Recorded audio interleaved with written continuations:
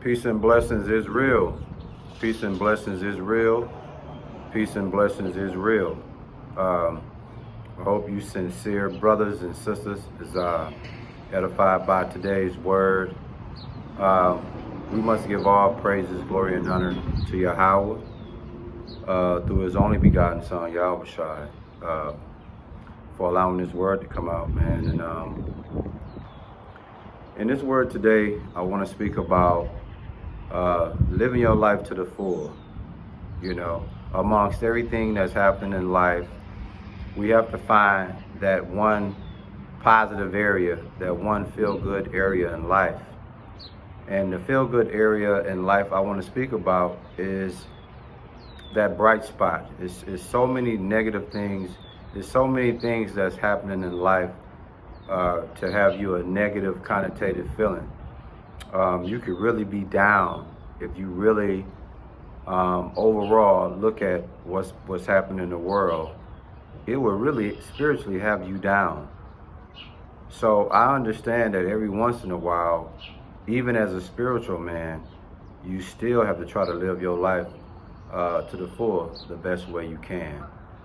And what I want to speak on is in Ecclesiastes chapter 11. The main verses I want to speak about is verses 9 and 10. But as we go into this word, Ecclesiastes chapter 11, verses 1 and 2 is very interesting as well. It says, "Cast thy bread upon the waters, for thou shalt find it after many days." It's talking about investing, man. You know, putting your money up for a rainy day situations, for when things happen. You know, you want to be able to have you a safe net. And verse 2 actually goes into it a little more. Ecclesiastes chapter 11, verse 2. And it reads, "Give a portion to 7 and also to 8. For thou knowest not what evil shall be upon the earth." You see that? So, you know, you have to learn how to be frugal with your finances.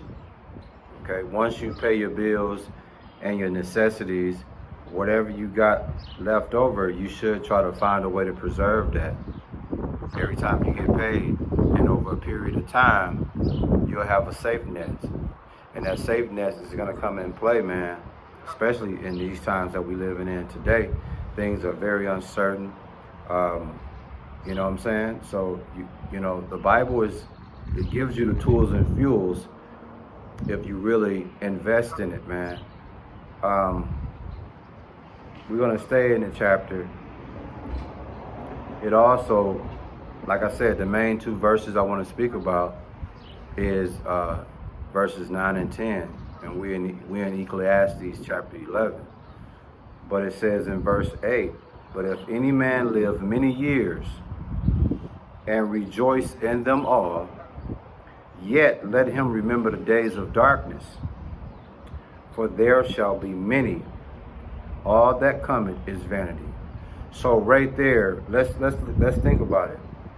So basically what it's saying is, if a man live many years could be up to 70. The Bible says, according to Psalms 90 and 10, our life expectancy is 70 years old.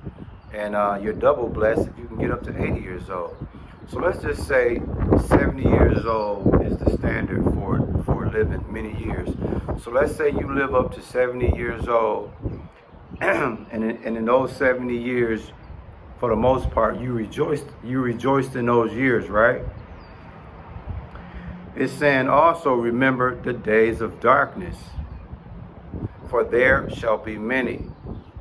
So in those 70 years of you rejoicing your life, a lot of those years, keep in mind, going to also be dark days. It's going to be days of darkness, not years of darkness, but days of darkness, man. So it just goes to show that it's okay, man, to live your life to the full, considering the fact that a lot of those days going to be in darkness, man.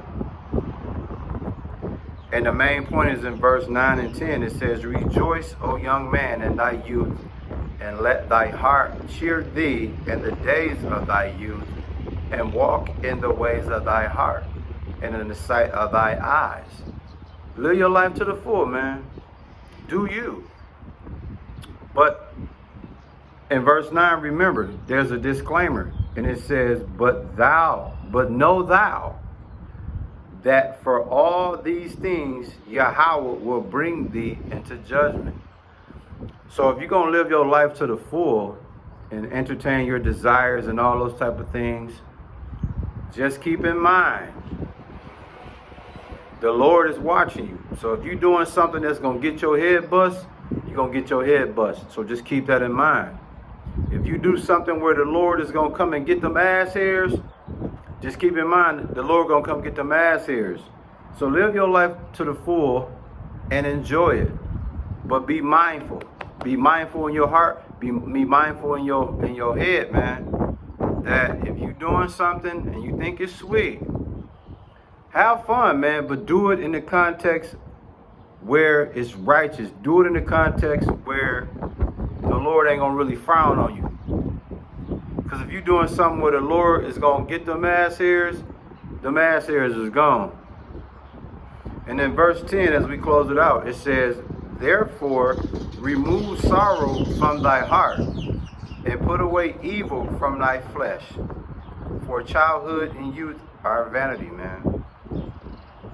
So live your life to the full, man. Live the best that you can, but at the same time, man, understand it's all vanity at the end of the day. The most important thing we should be doing and could be doing and ought to be doing is, number one, fearing the Lord and living in total obedience. Those are primarily the two things that we should be doing, man. That's right. That's right, man. Again, what's the name of the lesson, man? Live your life to the full, but be mindful in the days that we are living today. Be mindful. I mean, the birds is chirping, the swans in the pond, people walking their dogs. You know, hey, man, life can be great when you're looking at it from a worldly vantage point. But when you're looking at it from a spiritual vantage point, life ain't so great, man. Life ain't so spectacular, man. Life right now is very scary. It's very spooky. It's very uncertain. It's very unpredictable, man. I'm telling you.